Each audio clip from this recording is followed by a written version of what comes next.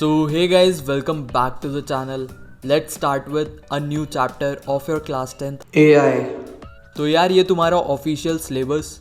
आज की वीडियो में हम पार्ट ए की last unit that is green skills cover करेंगे।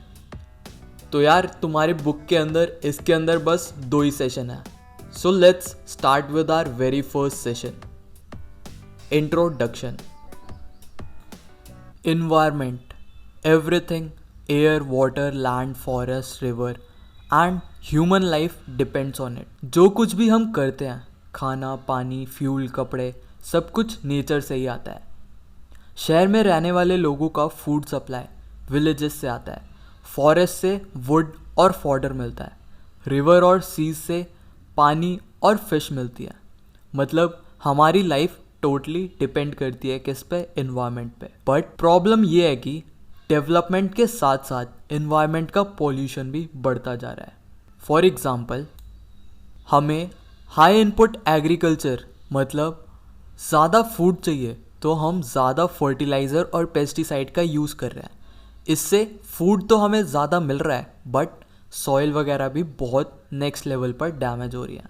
हमारा लाइफस्टाइल रिसोर्सेज को फास्ट ख़त्म कर रहा है, इसलिए हमें रिसोर्सेज को सस्टेनेबल वे में यूज़ करना है ताकि हम और फ्यूचर जनरेशन दोनों एक हेल्दी इन्वायरमेंट एंजॉय कर सकें।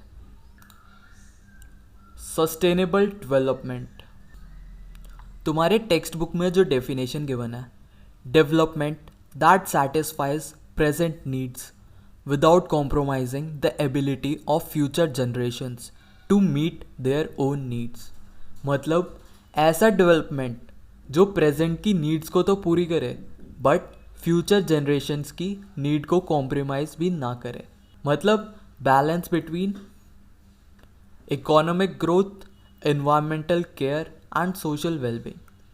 जैसे सस्टेनेबल एग्रीकल्चर जिसमें केमिकल्स, पेस्टिसाइड्स और फर्टिलाइजर्स कम यूज़ किए जाते हैं।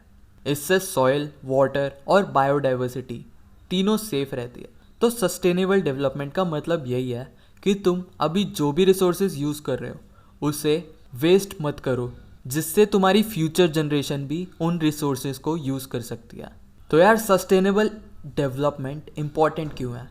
आज के टाइम पे पॉपुलेशन और इनकम दोनों बढ़ रही है। ज़्यादा गुड्स प्रोड्यूस करने के लिए ज़्यादा नेचुरल रिसोर्सेज चाहिए। अगर ऐसा ही चलता रहा तो फ्यूचर जनरेशन के पास कुछ रिसोर्सेज ही नहीं बचेंगे। इसलिए हमें अपनी लाइफस्टाइल डेवलपमेंट स्ट्रैटेजी को चेंज करना है, जिससे सस्टेनेबल डेवलपमेंट भी हमारे साथ साथ चलती रहे। तो यार सस्टेनेबल डेवलपमेंट से रिलेटेड कुछ प्रॉब्लम्स। सबसे पहले फूड प्रॉब्लम। फर्टाइल लैंड ख़त्म हो रही है धीरे धीरे, क्योंकि लैंड पर हाउसेस और इंडस्ट्रीज़ बनते जा रहे हैं और जिस पर एग्रीकल्चर हो रहा है वहाँ पर फर्टिलाइज़र्स, केमिकल्स वो सॉइल को ख़राब कर रहे हैं। सेकंड हो गया वाटर प्रॉब्लम। तो यार फ्रेश वाटर कहाँ, पॉन्ड में मिलता है, लेकिन गार्बेज और पॉल्यूशन की वजह से वो भी डर्टी हो रहा है। फ्यूचर में क्लीन ड्रिंकिंग वाटर एक बड़ी प्रॉब्लम बन जाएगी। थर्ड हो गया फ्यूल प्रॉब्लम। हम ज़्यादा वुड कट कर रहे हैं जिससे फ्यूल और कंस्ट्रक्शंस में हेल्प होए। इससे क्लाइमेट चेंज हो रहा है, फ्लड्स, एक्सट्रीम लेवल पर हीट, कोल्ड जैसे इशू बढ़ते जा रहे हैं। तो यार इसके सॉल्यूशन क्या है, आओ चेक करते हैं। सबसे पहला तो हो गया रिड्यूस, रीयूज़, रिसाइकल। रिड्यूस मतलब जो भी तुम रिसोर्सेज यूज़ कर रहे हो उसे कम करो। रिसाइकल मतलब एक चीज़ को तुमने यूज़ कर लिया तो उसे दोबारा प्रोसेसिंग में डाल दो जिससे वो दोबारा यूज़ होने के लायक बन जाए। रीयूज़ मतलब जैसे तुमने एक प्लास्टिक का कंटेनर लिया उसे फिर रीयूज़ करते रहो, कुछ सामान रख लो उसके अंदर। उसके बाद हो गया प्लांट मोर ट्रीज़। जितने ज़्यादा ट्रीज़ उगाओगे उतने ज़्यादा बेनिफिट्स हैं। इको फ्रेंडली मटेरियल यूज़ करा करो जिससे पॉल्यूशन कम होएगा। क्लीन एनर्जी जैसे सोलर पावर यूज़ करा करो, विंड पावर यूज़ करा करो रादर दैन न्यूक्लियर पावर, जिससे पॉल्यूशन बढ़ता है। फिफ्थ हो गया ऑर्गेनिक फार्मिंग यूज़ करा करो, ना के बराबर पेस्टिसाइड और फर्टिलाइज़र्स यूज़ करो। रेन वाटर जो भी बारिश होती है उसको कलेक्ट करो क्योंकि वो प्योरेस्ट फॉर्म ऑफ वाटर होता है। बट अब तो एयर पॉल्यूशन की वजह से ये भी क्लीन नहीं रहा। तो यार तुम्हारी बुक में एक और टॉपिक मेंशन है, सस्टेनेबल डेवलपमेंट गोल्स। तो 2015 में यूएन ने 17 एसडीजी बनाए थे। एसडीजी मतलब यही, सस्टेनेबल डेवलपमेंट गोल्स। इसका एम क्या था? पॉवर्टी, गरीबी कम करना, प्लैनेट को प्रोटेक्ट करना और प्रॉस्पेरिटी इंश्योर करना बाय 2030 तक। 4-5 साल हमारे पास और है। अगर ये अचीव हो जाता है तो वेल एंड गुड। इसमें क्या क्या टॉपिक्स कवर होते हैं? Poverty, gender equality, water use, energy, climate change, biodiversity. हर कंट्रीज़ को पॉलिसीज़ और एक्शन लेना ज़रूरी है जिससे ये गोल्स अचीव हो पाए। तो यार सस्टेनेबल डेवलपमेंट का मतलब यही है कि रिसोर्सेज का आज भी सही यूज़ करना और कल के लिए भी बचा कर रखना। तो दिस वॉज योर सेशन 1। तुम्हारी बुक में जितने भी टॉपिक्स हैं हमने डिटेल में कवर कर लिए। So let's move to session number 2। Our role in sustainable development. हम अपने एंड से क्या क्या एफर्ट कर सकते हैं? सबसे पहला है क्वालिटी एजुकेशन। हमें स्कूल रेगुलरली जाना चाहिए, अपने दोस्तों की पढ़ाई में मदद करनी चाहिए, और सबसे इम्पॉर्टेंट, कोई भी फ्रेंड तुम्हारा ड्रॉप ले रहा है, मतलब स्कूल छोड़कर ही जा रहा है, तो उसे रोकना चाहिए। सेकंड हो गया clean water and sanitation. Avoid open defecation. तो यार तुम्हें खुले में नहीं हगना, टॉयलेट के अंदर हगना है, तो यार वाटर को क्लीन रखा करो, इंडस्ट्रियल पॉल्यूशन को रोको। Affordable and clean energy. Rather than nuclear power हमें सोलर पावर यूज़ करनी चाहिए, बायोगैस, जो भी फर्टिलाइजर्स वगैरह से गैस रिलीज़ होती है उन्हें यूज़ करनी चाहिए इंस्टेड ऑफ एलपीजीज। फिर एलईडी यूज़ करो rather than bulb. Natural gas और कोल का यूज़ कम से कम करो क्योंकि ये नॉन रिन्यूएबल होते हैं। Decent work and economic growth.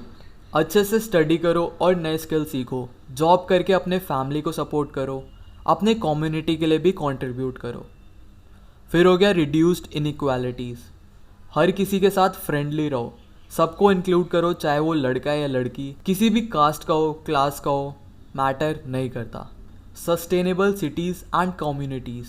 Lights और फैंस अननेसेसरी चल रहे हैं तो उन्हें तुरंत ऑफ कर दो, जितना हो सके नेचुरल लाइट यूज़ करो, एनर्जी एफिशिएंट अप्लायंसेस यूज़ करो।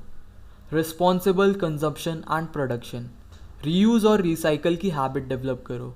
मार्केट जाते टाइम क्लोथ बैग लेके जाओ, जो चीज़ें यूज़ नहीं करते जैसे कपड़े और बुक्स उन्हें डोनेट कर दो। पानी बचाओ और गार्बेज को प्रॉपरली डिस्पोज करो। फिर हो गया protect life below water. Plastic का यूसेज कम से कम करो, ओशंस और रिवर्स क्लीन रखो, मरीन लाइफ को प्रोटेक्ट करना हमारी ड्यूटी है। Protect life on land.